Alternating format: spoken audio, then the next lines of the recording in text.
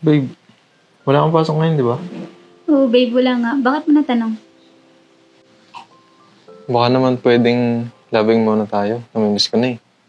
Ano ba naman yan, babe? Ngayon na nga lang ako makakapagpahinga eh. Tapos gusto mo naman, papagurin ako. Namimiss lang naman kita. Alam mo na, hindi natin nagagawa yung tulad nung dati. Alam mo, sa halip na pagtulong sa akin sa gastusin dito sa bahay, ang iniisip mo, puro katarantaduhan yung ginagawa mo. Kailan ka ba maghahanap ng trabaho? Malapit na, mahal. Talaga? Oo! Malapit na akong mayamot sa'yo dahil dyan sa kakatanong mo tungkol sa trabaho. Teka, bakit ka ba sumisigaw? Bakit mo ako sinisigawan? Eh, pambihira ka naman eh. Alam mo namang wala pang tumatawag sa mga inaplayan ko. Tapos para kang sirampla ka dyan, paulit-ulit. Eh di sana nag-start na ako ng trabaho kung meron, di ba? Alam mo namang ang magagawa ko lang ngayon eh. Paligayahin ka. Tapos ayaw mo pa. Ayan, dyan ka magaling. Kunyari ka pa na gusto mo akong paligayahin. Alam kong alam mo sa sarili mo na pansariling kaligayahan mo lang ang gusto mo. Dahil kung gusto mo talaga maging maligaya ako, hahayaan mo kung sulitin ang pahinga ko pag day off ko. Pambihira. Minsan ka na nga lang dito sa bahay. Diyan ka na nga.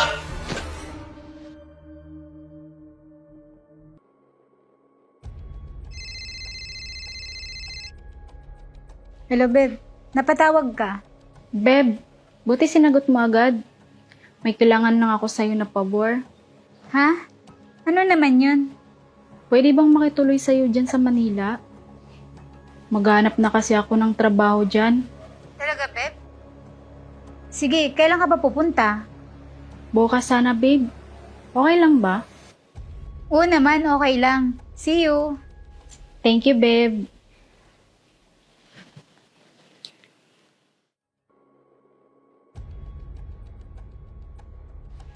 Sensya ka na, babe, ha? Medyo magulo dito sa bahay. Dahil kasi akong wala, eh.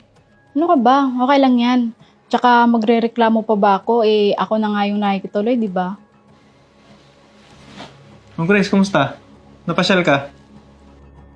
Babe, makikituloy daw muna siya dito sa bahay. Maghahanap din siya ng trabaho dito sa Manila. Oo, rin doon. Kaya medyo maabala ko muna kayo, ha? Ano ka ba?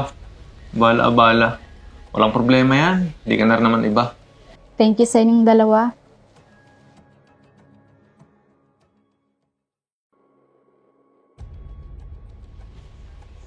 Babe, pasok muna ako, ha? Sige, babe. Go lang. Pag may kailangan ka, magsabi ka lang kay Rendon, okay? Oh, babe. Thank you, ah. O siya, sige na, papasok na ako, ha?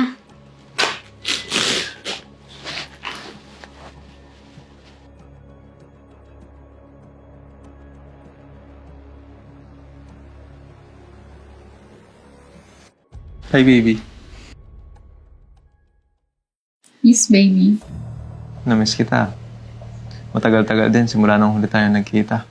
Ikaw kasi, ang tagal mo. Kaya ako nang gumawa ng paraan para sa'yo. Alam mo naman, nagpit si Commander.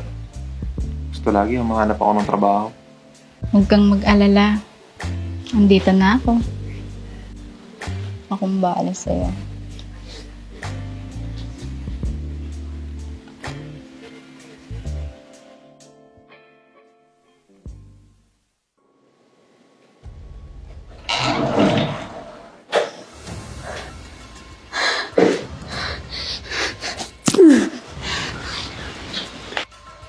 Ang gagapal ng mukha nyo! Babe, magpapaliwanag ako. Magpapaliwanag? Rendon? Grace? Hindi na kailangan! Kitang-kita ng dalawang mata ko kung anong meron sa inyo! At hindi nyo ako makukuha sa mga paliwanag nyo! Naging mabuting kaibigan ako sa'yo, Grace! At naging mabuting girlfriend ako sa'yo, Rendon! Tapos ito yung gaganti nyo sa akin? Mga traidor! Babe, sorry. Hindi ko naman sinasadya. Nadala lang ako. Nadala? Makati ka! Wala kang kwenta! Ang kapal ng mukha mo! Huwag mo akong matawag-tawag na Akala ko, sinisiraan lang kayo sa akin na ibang kaibigan natin. Hindi ako naniwala sa kanila. Dahil malaki at buong tiwala kung hindi nyo kayang gawin sa akin. Pero totoo pala lahat ng kwento nila sa akin. Nakakalungkot lang isipin na yung mga taong malapit sa akin, sila pa yung mga taong mananakit at wawasak sa akin. At ikaw, Grace, tinanggap kita dito dahil gusto kong makatulong sa'yo. Ni hindi ako nagdalawang isip. Ganon nyo na ba ako katagal niloloko, ha? Eh, nakailang stay ka na dito sa amin sa iba-ibang kadahilanan, ha? Ibig sabihin, matagal nyo na ako iniiputan sa ulo? Babe, sorry na. Hindi ko naman sinasadya na mapula kay Rendon eh. Tapos, palagi mo pa siyang hindi napagbibigyan. Kesyo walang work, ginaganon mo na yung tao. Babe, pasensya ka na. Kaya ko lang naman nagawa to kasi hindi mo maibigay yung pangangailangan ko eh. Busy kang maghapon. Tapos, uuwi kang maasim. Nakakawalang gana, di ba? Pero tinitiis ko na lang kahit ganyan ka. Pag rest day mo naman, gusto kong samantalahin yung pagkakataon dahil mabango ka. Pero ikaw naman yung ayaw dahil gusto mong magpahinga. Kaya nung dumating siya, sinamantala ko ang pagkakataon habang wala ka. Kaming dalawa muna ang nagsalo sa sarap at ligaya. Hayop ka talaga! Hayop kayong dalawa! Ang kapal ng mukha mo, Rendon! Ginawa ko lahat ng makakaya ko para lang maitaguyod ang relasyon na meron tayo! Sa lahat ng pangarap ko, ikaw ang kasama ko! Dahil ang akala ko magiging maayos tayo! Nagsisikap ako sa trabaho! Yung maasim na pawis ko dahil yung sa trabaho na nirereklamo mo! Yun ba talaga? O hindi ka lang ba kontento?